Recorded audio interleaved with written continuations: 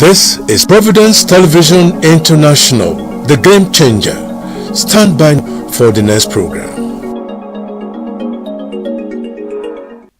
Good morning and welcome to the interview segment on the Morning Drive. My name is Ugbebo Ikikwa, and with me in the studio I have Dr. Emmanuel Egariba. You're welcome to the studio.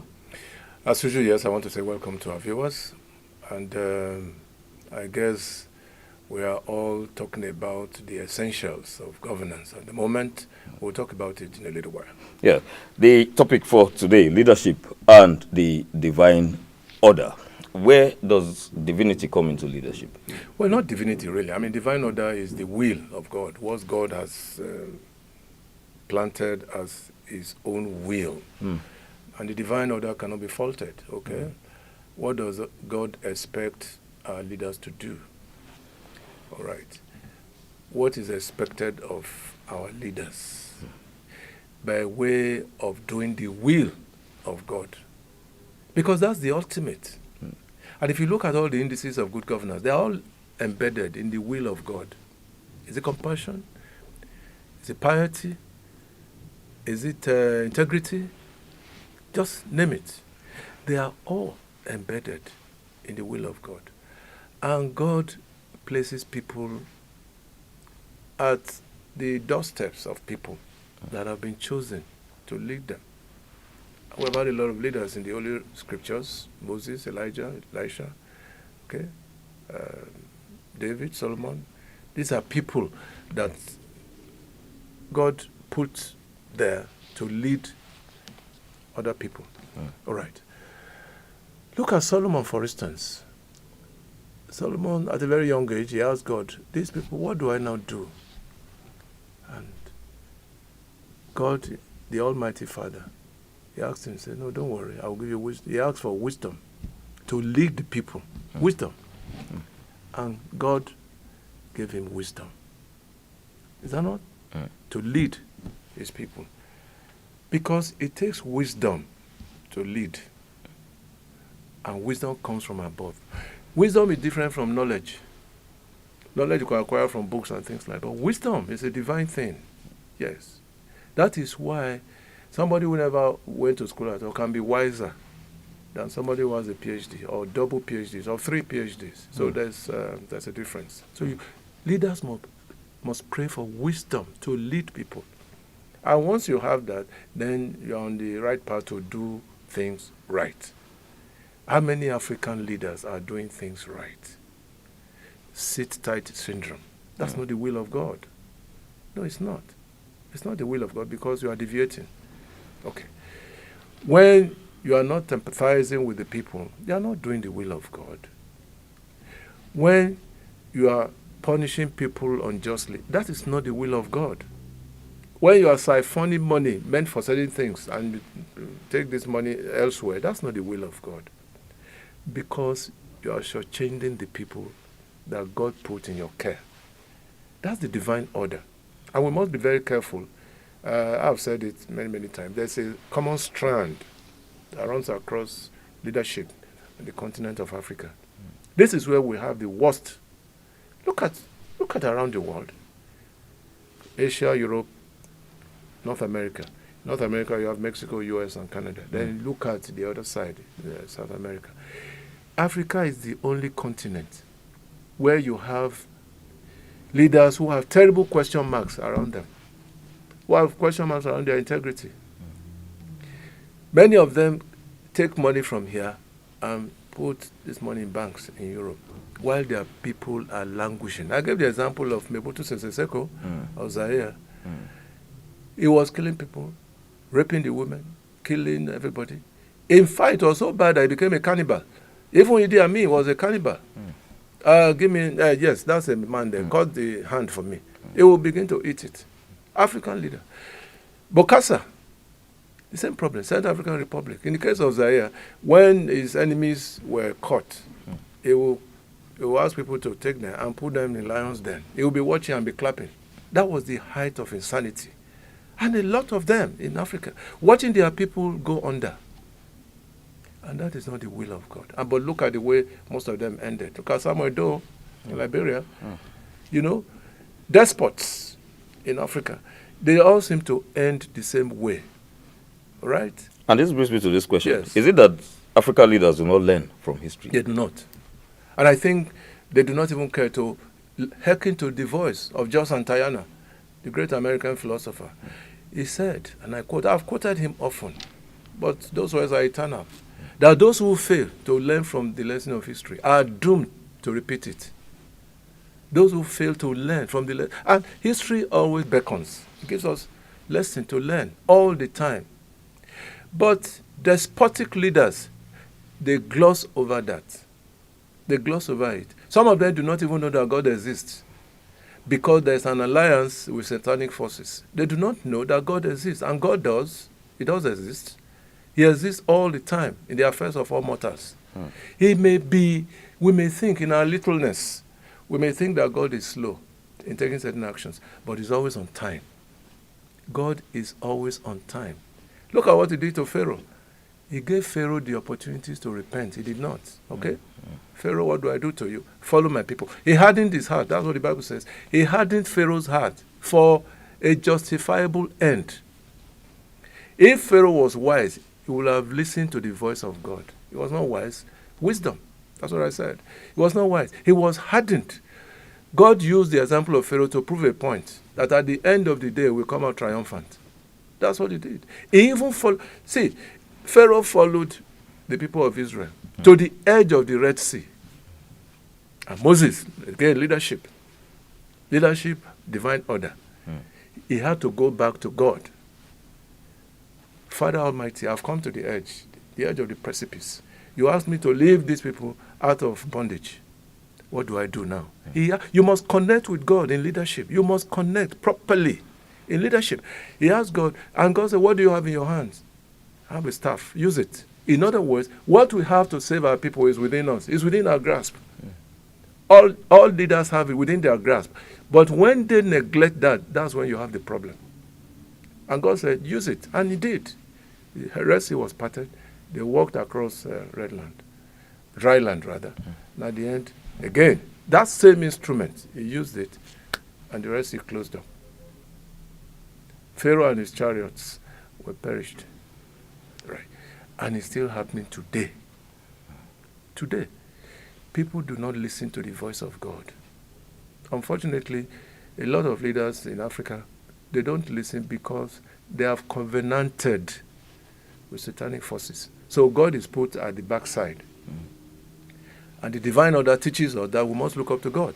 That's leadership that we're talking about. Leadership and the divine order. There's an order. An order means you must follow it tenaciously. But if you deviate, then you have a problem. And there's always a price tag at the end of the day. I mean, we've said it before. All the leaders who did some very terrible things across the world. Look at Abacha. Yes.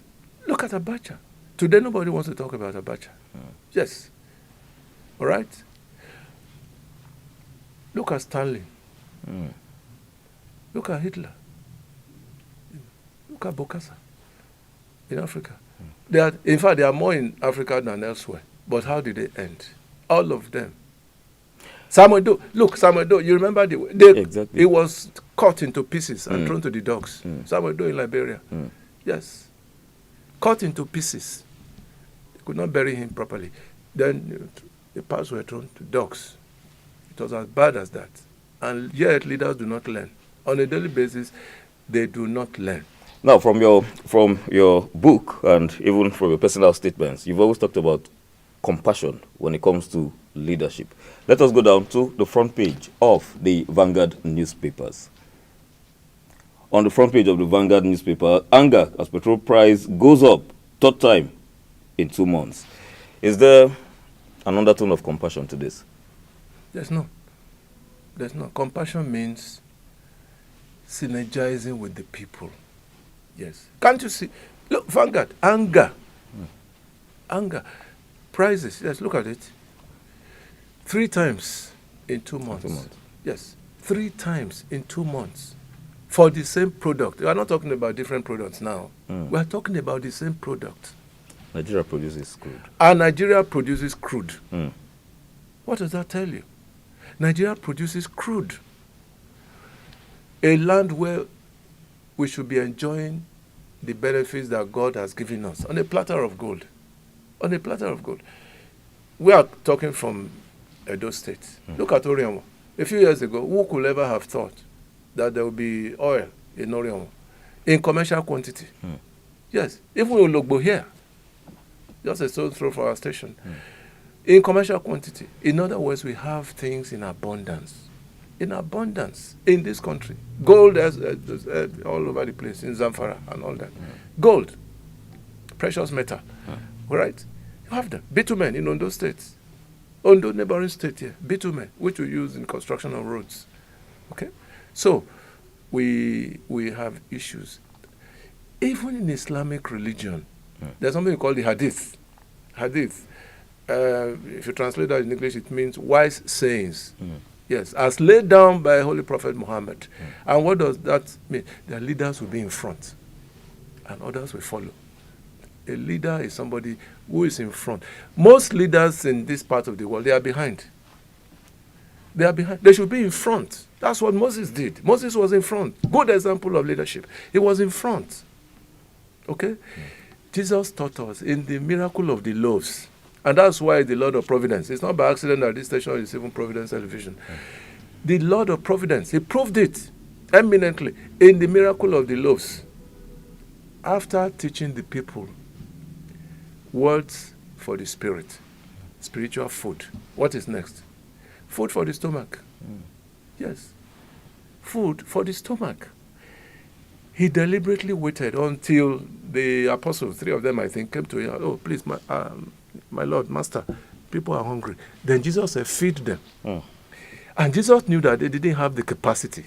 And they also agreed. And they said, oh, our Lord, you're the Messiah.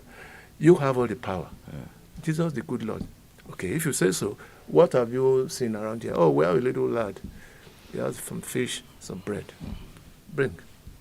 Father Almighty. He turned it into 12 baskets of food for the people. And so much so that they were leftovers. He proved it that the good Lord is the Lord of Providence. Yes.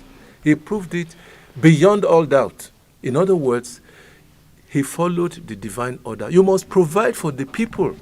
They are there for you to take care of. All right. Yes. Let us look at the role, just before we go, the role of religious leaders in leadership and the divine order. Because you just talked about provision of food for the stomach. It's not just about preaching, yes, this individual is the way and the light. What is the role of religious leaders in leadership and the divine order? Don't just go there. Don't go there, because they have all deviated. Most of them, I won't say all, most of them are deviated completely. All they are interested in is tithes. They have deviated. I was just watching a priest this morning on social media, and the young man said, look, this is a country where people pay more tithes than taxes.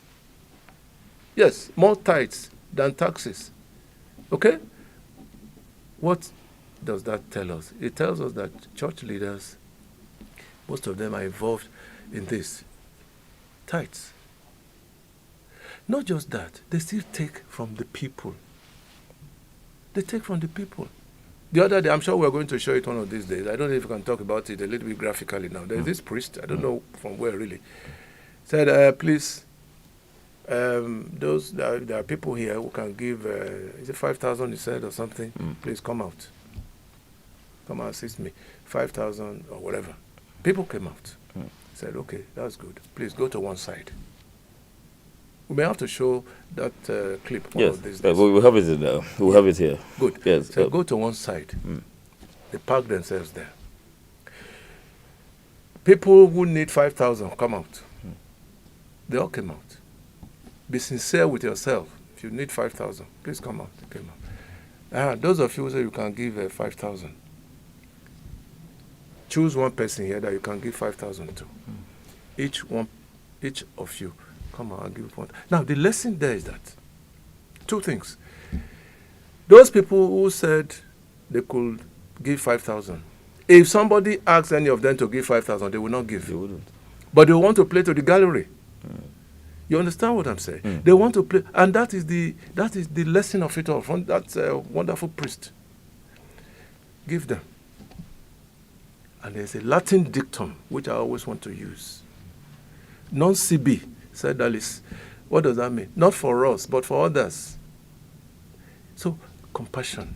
Why must somebody hold billions to his chest when the people are hungry? It's the height of insanity.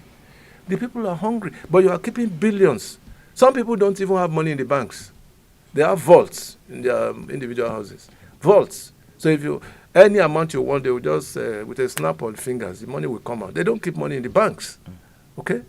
If all the money that people have outside the banks is kept within the banking system, you will go to the bank, you want to take a loan, they will give you very easily. But the money is not in the banks.